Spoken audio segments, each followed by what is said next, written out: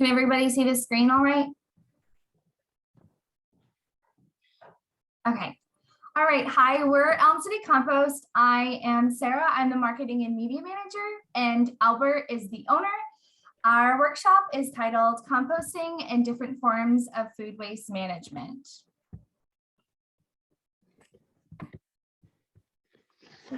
So our goals for this workshop are to educate you all on Elm City Compost and what we do, to educate you on the food waste management options available to you, and to hopefully inspire and garner interest for food waste management and diversion. A little bit about us. Elm City Compost was started by co-founders Albert and Kira in the summer of 2018. They brought the first business of this kind to Keene. We are a small grassroots company with a mission to collect and divert all food and organic waste from businesses and residents to create a more sustainable city. Currently, we serve almost 200 residential customers and 14 Keene area businesses. We are 3 incredibly passionate employees strong. We are just missing Alex tonight, who is our operations director. Sorry. So I want to start off with the first food waste management option available to you all is us. We have 3 residential services, which are weekly collection, bi-weekly collection, and remote drop-off at the Monadnock Food Co-op. The thing about us is that we are the most easy and convenient option available to you. You simply fill up a 5-gallon bucket with your organic waste, and we do the rest. What is composting? When discussing composting, it is imperative to first differentiate between biodegradation and composting. So biodegradation is a naturally occurring process. The organism degrades it from its original composition and turns into components like biomass, carbon dioxide, water. Composting is the act of collecting materials so that they can quickly decay and be added to soil, improving its nutrient quality. All right, Albert, off to you. Awesome. All right. Hello, everyone. It's always kind of funny talking over Zoom, but I'll just kind of talk a little bit about some different home composting systems, some of our faves here. We'll go ahead. The ones that we're going to kind of focus on are like just your standard backyard compost pile. We'll talk a little bit about some different bins and digesters, talk about a fun new trend of bokashi that is kind of sweeping around. And we'll probably talk a little bit about the vermicomposting. Let's start with our just basic backyard compost pile. So it's pretty simple. If you've ever done this, it can be as easy or as hard as you want it to be. Pretty much you can pile up your food scraps and all organic waste that you have in your backyard. A lot of people use a 3-bin or a 2-bin system, so they can kind of stack it all up in one heap and turn it as much as they really wanted to. I really like backyard compost pile because you really kind of get in what you get out what you put in. So you can add as much material as you want. You can really focus on your recipe. You can water it if it's dry. You can turn it as much as you want, which will definitely help keep it hot, keep the airflow, and keep that materials really thoroughly mixed. And you could end up with some really great compost. I think some things that are hard about it is that a lot of times when you have a backyard compost pile, a lot of the things that you end up composting are very kind of nitrogen rich and very wet and dense. So I think some people have had this experience where their backyard compost pile can get a little stodgy, a little smelly, a little unmaintained. But if you can kind of take care of that pile, you can end up with something really gorgeous. So then we kind of get to the digesters and bins. Again, these are all just like, if you have a little bit of a backyard and space, you have full access to all sorts of different methods of composting. So I'll talk about bins first. There's a variety of bins that you can compost in. There are self-turning bins that have a little handle, so you can pile materials in and you can actually rotate it manually. In doing so, of course, you're mixing up those materials. You are getting a lot of air in the mix, so you can actually create some pretty hot compost that way, and break it down. Unfortunately, when you put everything into a bin, depending on where it's at, you cut it off from actually interacting with different organisms that are in the soil. So you can end up cutting it off from worms that could help you out, or from other beetles and insects that kind of help break down those piles. Um, there's a really fun bin, the green cone, that that's been marketed pretty heavily actually around the area, and I think it's pretty cool. But it's actually a little cone that you can dig into your backyard, and you can actually pile all your food scraps to the top. And unlike per se like a compost turner, what's cool about this style is that it has plenty of access to the soil around it. So you're actually actively inviting worms and other insects and other microorganisms directly into your compost, which is really cool. And then we get a little bit to the digester. There are a couple of bins that are pure, that are just pure kind of static piles. And what they do is they place a lot of you can place all your food scraps into these bins and actually seal it off from having outside air. During the composting process, you want enough air so you can create what's called aerobic settings, which actually creates a lot more heat and encourages a lot more active microbes to help break down your compost. But whenever you use a digester, you can cut off that air, and the compost goes anaerobic without air. And that process is definitely a little smellier, and it doesn't get as hot, nor you don't get those same intense microbes that come break it down. But it's super easy. You can still end up getting really good compost. And they even build these really nifty units these days where you can actually collect natural gas from your at-home digester. I can actually, at the end of this presentation, I'll share a few links that are some pretty cool resources if anyone is interested. I find this stuff very fascinating. You can actually end up using it to fuel a cooking stove if you're so inclined. So yeah, so there are definitely a ton of different bins that you can use if you have a backyard. Of course, you want to know what you're getting into, and you want to know that process. But there's a lot of things to fit your needs as well. Okay. All right. Sorry. The next No, method no. of food waste management is bokashi. Bokashi is a Japanese word meaning fermented organic material. So bokashi, like the digester, is another anaerobic method.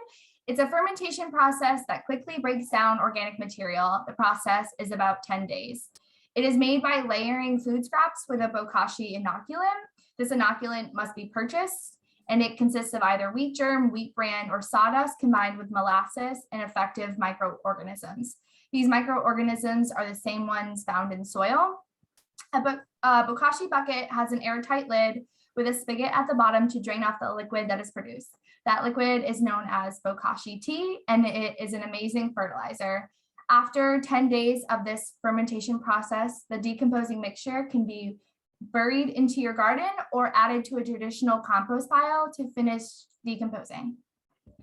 And the next method is vermicomposting, which is a lot of people think this is one of the funnest ones. Vermicompost is the product of earthworm digestion, anaerobic, again, meaning with air decomposition. A vermicompost system consists of a very well ventilated bin with bedding, shredded paper, garden soil to inoculate with microorganisms, red wigglers specifically, those are the kind of worms you want to use, and food waste. It is super, super easy as the worms love to be left alone. Besides adding your food scraps, you may only need to add some moisture with a spray bottle. Once it's done decomposing, you will have a rich soil amendment that you can add directly to your garden. Off to you, Albert, again. Awesome. And something I wanted to mention up top too is that we definitely would love to answer questions and to kind of have a little bit of a discussion towards the end of this. So if any of these composting methods stand out to you, we've definitely gone down the rabbit hole a little bit on some of these. Definitely read some internet arguing about some. So, you know, there's plenty to be discussed and talked about. So please, if you have questions, we will definitely love to get to those at the end. So keep them, write them down, let us know. But yeah, So kind of now expanding past what we can do in our backyard and in our town, I just want to talk about a couple different farms in our area that have some compost practices and really go a little bit into what they do. So one of a pretty cool compost company is Ideal Compost in Peterborough, and they take a very specific recipe and they make kind of a farm grade compost. And so basically, when I say like specific ingredients, they use kind of spilled soiled silage, a little bit of hay, different bedding, as well as chicken and cow manures. And their recipe is consistent. So basically, they're always going to be adding the same things, and they're always going to be turning at the same time, and they're going to be arriving at a very similar product. Um, it's really cool to think about composting as a way to get like a really fine finished product, and that's what you'll find with Ideal Compost. And so then you go on the other hand and you look at Wyndham Solid Waste Management District. The name is so long that we always use the acronym. So and they're, wouldn't say that they're the opposite, but their ideal is to try to take everything that's compostable, everything that's organic in nature, and make sure that it gets turned back into soil. So looks like we've had someone lose their audio a little bit. Can everyone else hear me fine?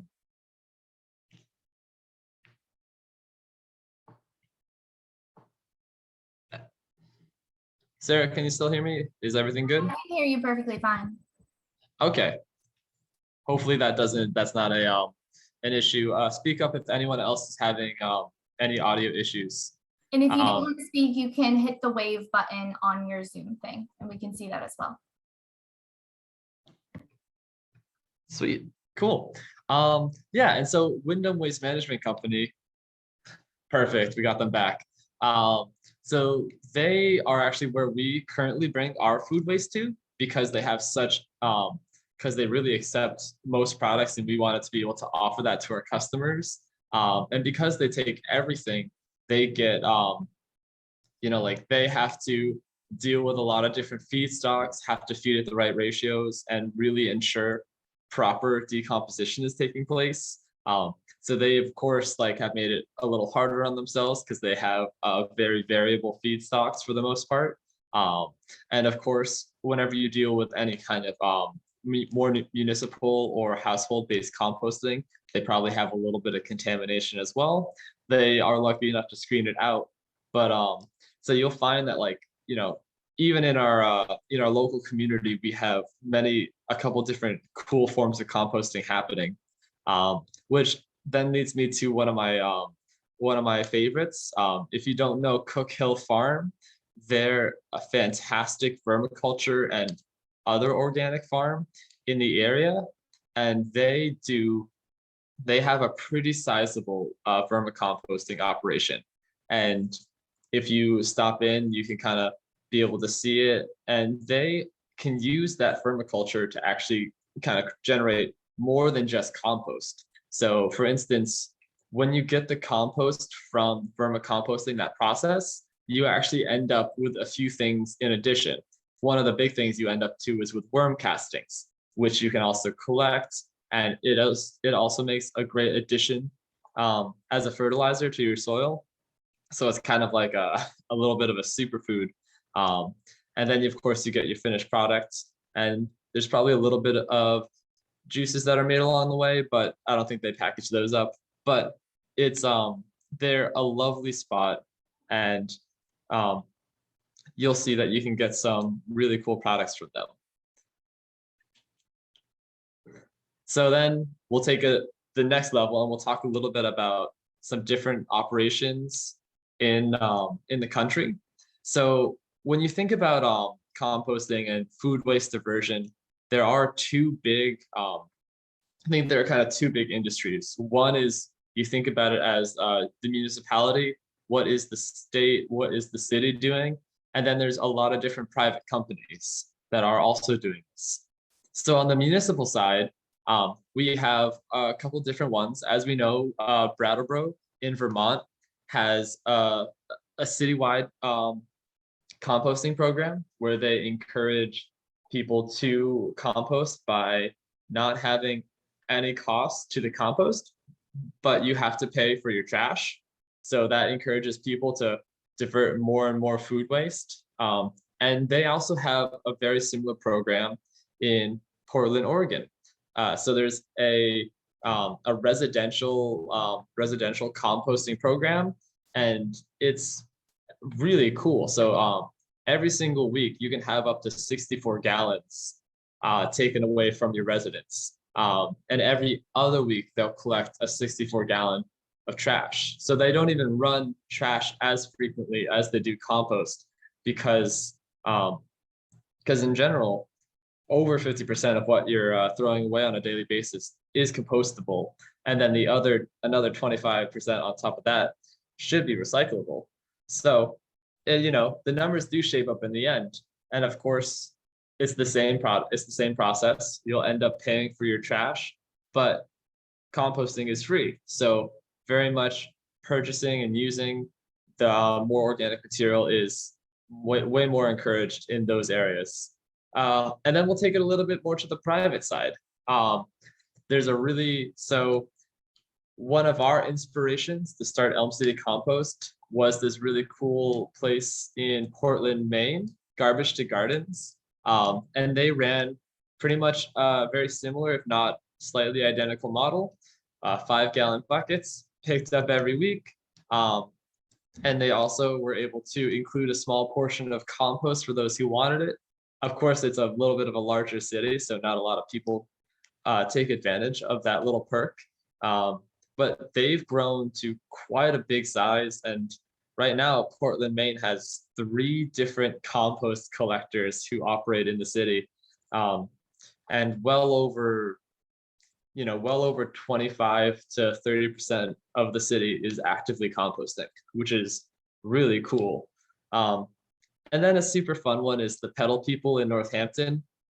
They are actually out there every day on bicycles hauling people's trash, which is a very fun, very intense operation that they have.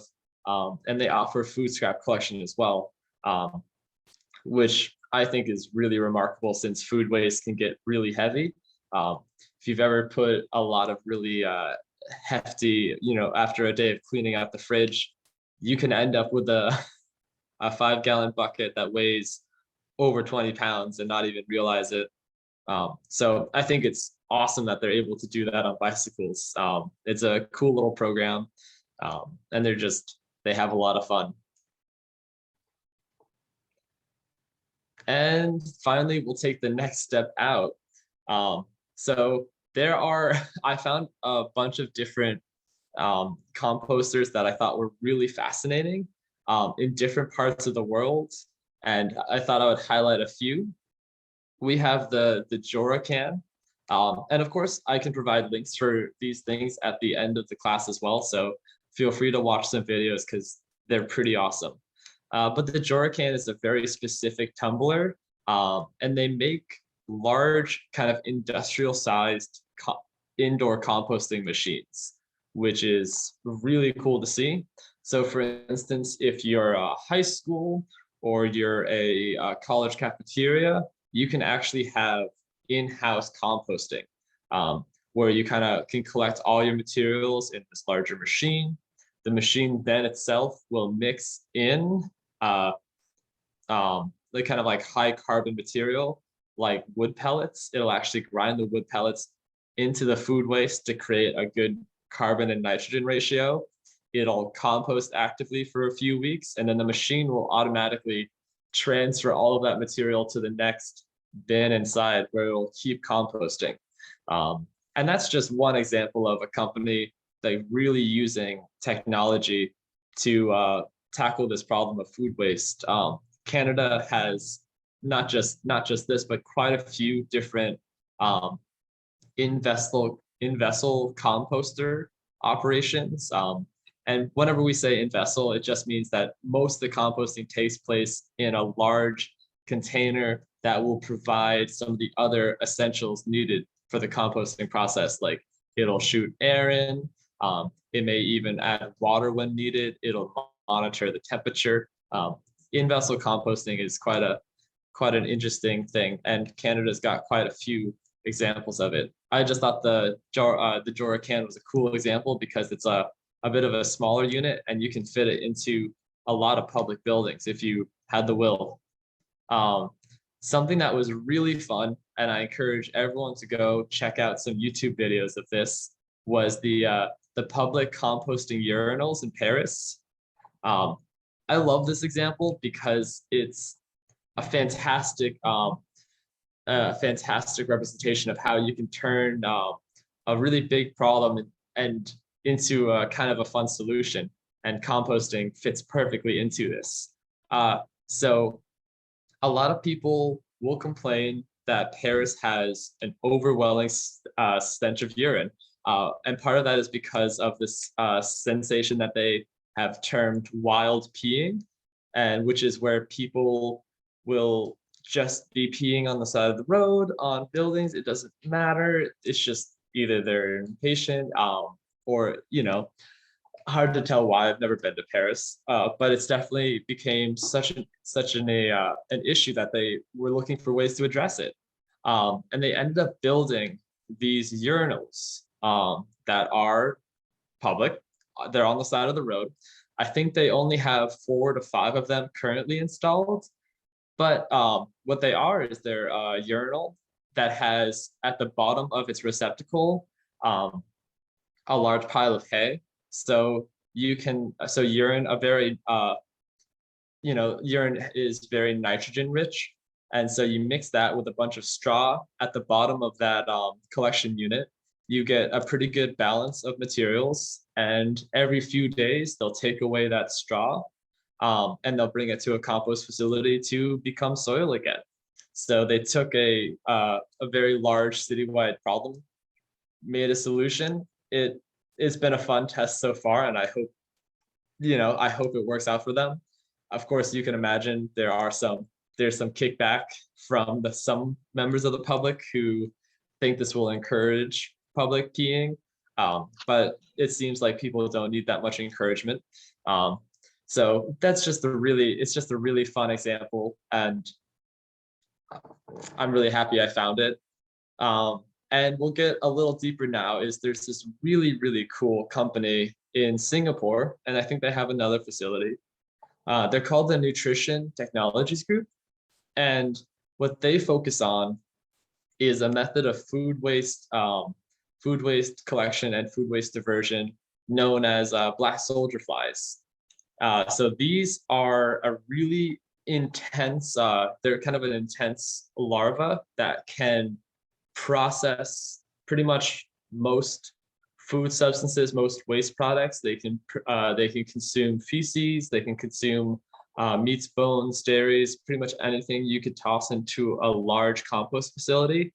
And these fly larvae will super easily break it down. They can eat it up really fast. What's cool about black soldier flies is that they don't actually, so when they pupate and when they become an actual fly, they don't actually have mouths. The flies are just kind of a breeding unit. So you end up with these kind of really docile, a really docile fly. But what you can do is the collection of the black soldier flies is really an easy process. So you can use them to break down a ton of different organic waste and then harvest that larva, and you can process that into a really stable animal feed. They're very high in protein, they're very nutrient dense and rich. So what the Nutrition Technologies Group does is they divert a lot of organic waste that is farm byproducts, that is byproducts of industrial food processing centers. And so they'll collect a lot of different forms of organic waste that would normally get landfilled, and they will process it through black soldier flies. They'll raise a lot of black soldier flies and process them into a really stable feedstock that they'll sell back to different agricultural units. And what they're hoping to do is to kind of displace other feedstocks that are more harmful, such as fish meal, um, which causes overfishing, and try to replace all of those feedstocks with um, this more sustainable version, which is these black soldier fly larva grain product that they create. So it's really cool. I love the fact that they're able to take this all this waste product, turn it into a staple feedstock, which can go back into the agricultural industry.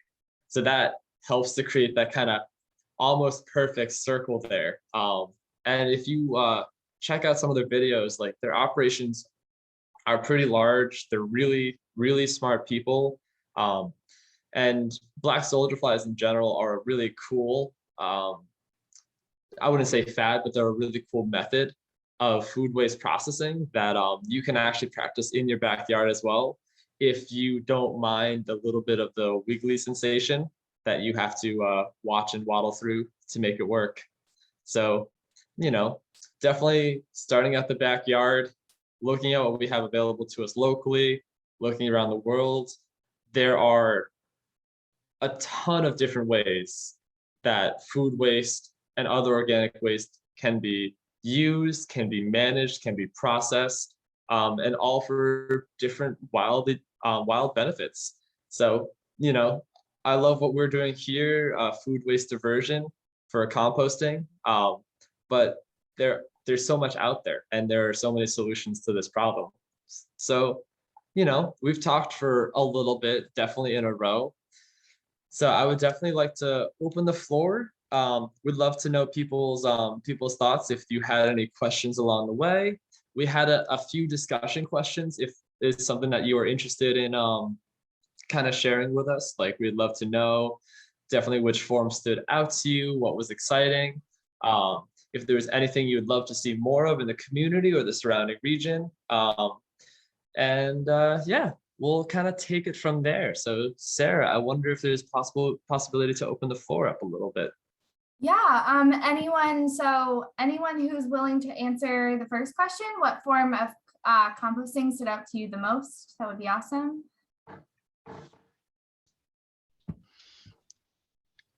Is anybody interested? Yeah, can you hear me? Yeah. Well, I really am impressed at the longevity. You guys picking up waste product and taking it to Brattleboro is a big haul. I'm very impressed. You're going strong. I wondered about the program that you provide, returning any finished compost to any of your customers.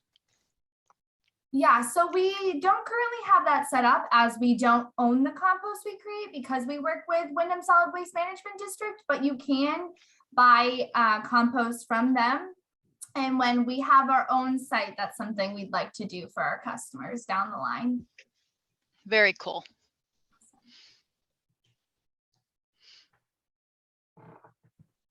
Would anybody else like to speak on the first question? Yeah. Anything stick out to anyone? Anything that was fascinating or peculiar, or anything that you maybe wildly disagree with? Would love to hear your thoughts. Maybe someone would like to see some composting urinals in Keene. Well, I'll jump in. I'm still enjoying raising red wriggler worms. Oh, awesome. And I do get calls from people who want to start worm farms. And so I provide them a little worm farm or a big worm farm, whatever they're looking for. And I have, you know, a few dozen customers that use the worm castings for fertilizer. That's awesome. So my worm farm is still going, not growing very fast, but we're looking at a worm food grinder because they can eat a lot more when the food is ground up than when it's Partially whole. broken down. Yeah. I love that. How big is your bin, and how much do you process through it? Oh, I've never actually weighed it. Let's see. I have 3 bins. They're just great big Rubbermaid, tote bins. And depending on, I usually harvest every 6 months. I could easily harvest every 3 months, Oh, but I make the bins work uh, for 6 months. Then I empty the entire bin and start all over with the worms in a brand new bin with brand new bedding. And then I process everything that came from those bins into a dried vermicompost product. wow, that's amazing. Cool. It's messy business. Well, You Yeah, thank know, you so much for definitely. sharing that. yeah. Let's move on to the second question. What do we want to see more of in our community? As Elm City Compost, we don't just want more composting, but we want more environmental measures in general.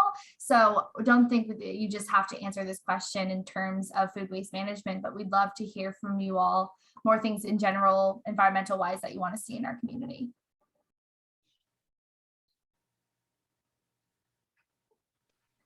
Don't be afraid. Hi there, can I? Yeah, of course, Mary. Okay, hi. I was wondering, I kind of joined a little late, I apologize, No but worries. I would love to see more communities have their own composting. I think that would be so cool. And I don't know if you have any suggestions if that ever happened, for things that communities need to think about. Do they Okay. have to worry Think about critters and maintenance and blah blah blah to et cetera? If it was in an open area, let's say, that wasn't really necessarily fenced in. Yeah, no, thank you for that. Thank you for that question. So, something that we've been watching very firmly is that there's they're about to be voting on, or they have voted, and we're still waiting for the tally. I'm still waiting to hear back, but they're amending some of the solid waste regulation in New Hampshire.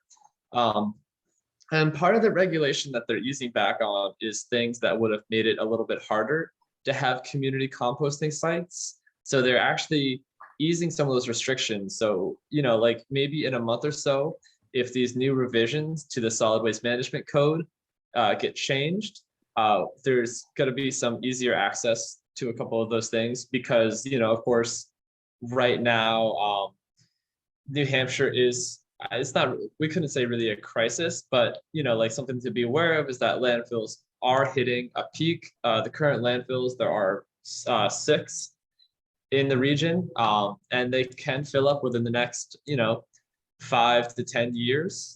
So they really are encouraging different forms of waste management. So there will be some things down the road that will make that a little bit more appealing and a little easier for communities to start. But in terms of getting something started, I think you have to find a really dedicated community and you have to have a really coordinated set of volunteers. Yeah. So in Brattleboro, like their waste management district has like an active compost outreach program, which is really helpful because that waste district is a paid unit, and they have some Vermont master composters who work with them, so that they're actually able to go to different communities outside of Brattleboro and help facilitate some of those community composting programs. And that's something that like down the road, Elm City Compost would love to kind of help with, is to help spark some of these community initiatives. But what's great about Wyndham is that they have some of the resources to help share that and help those grow. But you can do it with a dedicated community. You just need to make sure that the responsibilities become equally shared, are easily passed on, that you have something that's got to last through the ages, which is, I think, can be a struggle with some volunteer programs. If I could cut in here, I think one good option would be through Elm City Compost. You could have a remote drop off in your community. So it could be like if you have a whole big neighborhood, we could work out something where we establish a remote drop off system. So there would be, no one would have to like manage it at all. You would just bring your compost down instead of everyone having their own buckets. It could be a community effort. Okay. Thank you. Of course. Would anybody else like to answer the what do you want to see more of in our community question?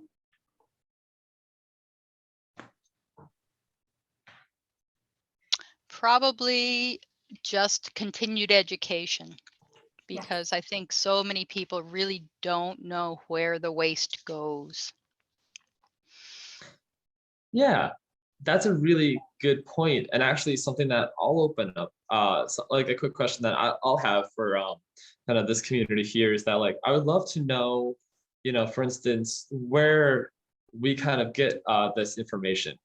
So for instance, like I picked up on a lot of the this passion for food waste diversion and for composting because I ended up doing some volunteer programs around the US. I was able to see a lot of things. And then I was lucky to work at the co-op where I got to be more inundated with some other really cool projects around. But I'd love to know how, other members of the community like are able to see this information. So if people had ideas or thoughts about how like, best places to reach out and to post that education, it'd be lovely to figure out more ways to reach out to the community.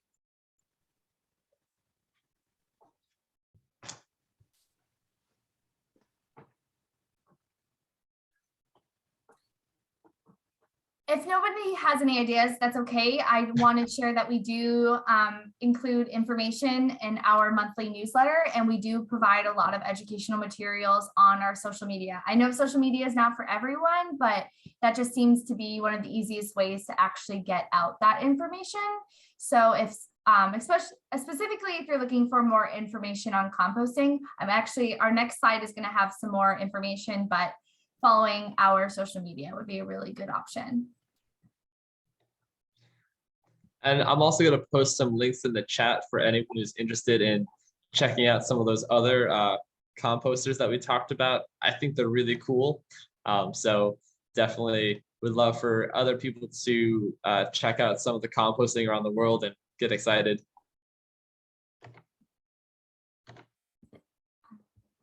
So this is the page of the continued learning. So you can follow us on Facebook, Instagram, and Twitter. And then one of our favorite accounts is Compostable Kate. She does really, really, really in-depth education on vermicompost, bokashi, regular hot compost, like pile compost. She's based in Australia, so it's not like it's local information at all, but she makes really fun, colorful, informative content. Epic Gardening on YouTube. He talks a lot about composting. He actually has like, I think 7 or 8 different compost setups in his backyard. Rich Earth Institute is a local organization we didn't talk about. They are pea cyclers. They're based in Brattleboro, actually right next to Wyndham Solid Waste Management District. So they might be something interesting to look into. And then BioCycle is the composting magazine. So they talk all about composting, food waste management, climate change, and so on and so forth. And that is our presentation. Thank you so much. We have our contact information right here, our phone number, our website, our email, and our social media. Does anybody have any last minute questions?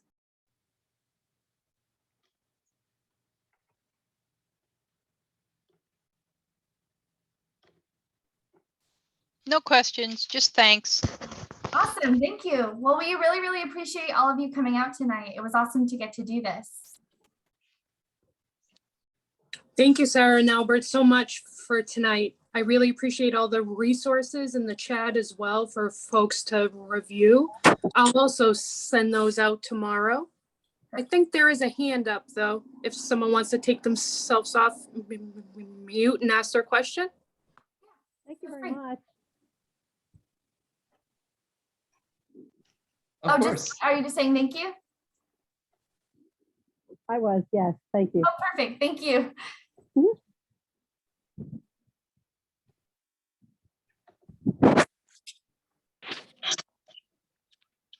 All right, All right, well, thank you guys so much.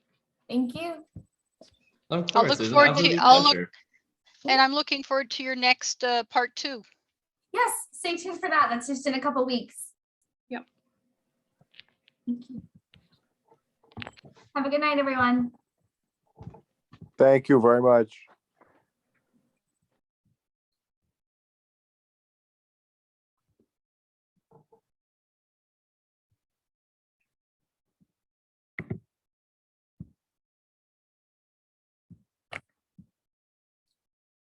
Albert, you all set? I think so. Okay. Yeah, no, I will dip out of here in a second.